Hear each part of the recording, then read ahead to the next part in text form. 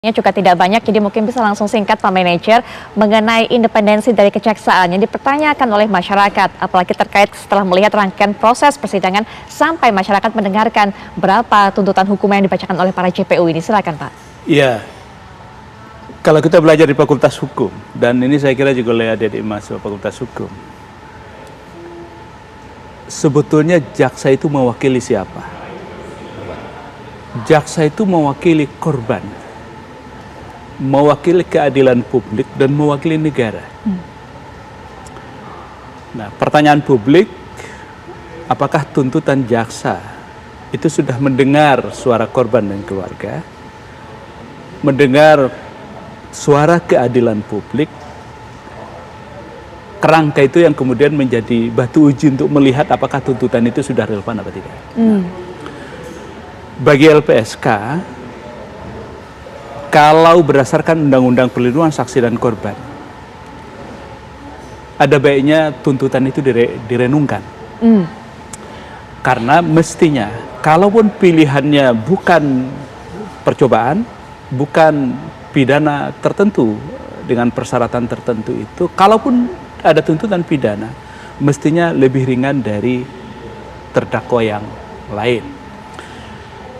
Karena itu misalnya ada pandangan, sekali lagi bukan mau intervensi, tapi pandangan agar jaksa misalnya mempertimbangkan untuk melakukan revisi terhadap tuntutan itu. Bukan tidak ada contoh. Misalnya, setahun yang lalu, mungkin publik masih ingat ada kasus Valencia atau Valencia Lim, seorang ibu rumah tangga di Kerawang, yang suatu malam suaminya pulang malam dengan mabuk-mabuk, lalu dia omeli suaminya melapor ke polisi, lalu kemudian ibu rumah tangga ini dituntut 1 tahun.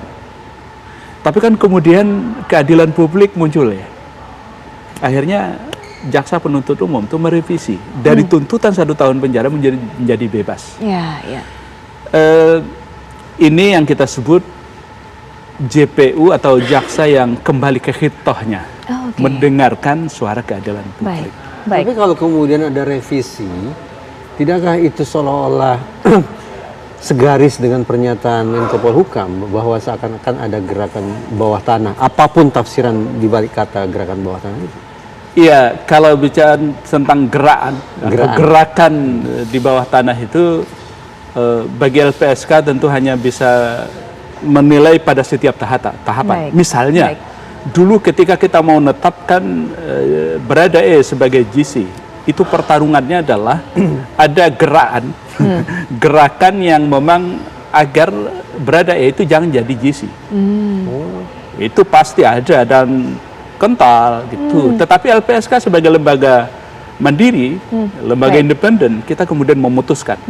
Ketika sudah jadi GC, gerakannya sekarang ada upaya untuk kemudian mengeliminasi kewenangan LPSK soal GC. Baik Pak Manajer.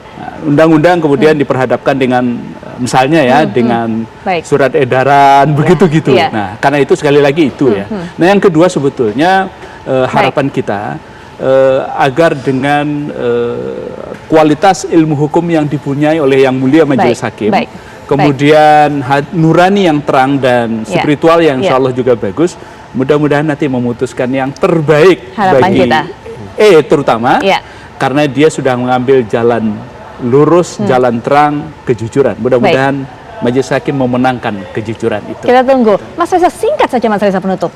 Lagi-lagi bicara survei hakim, pada putaran-putaran akhir persidangan apa yang paling ditunggu? Ternyata bukan nota pembelaan pribadi terdakwa.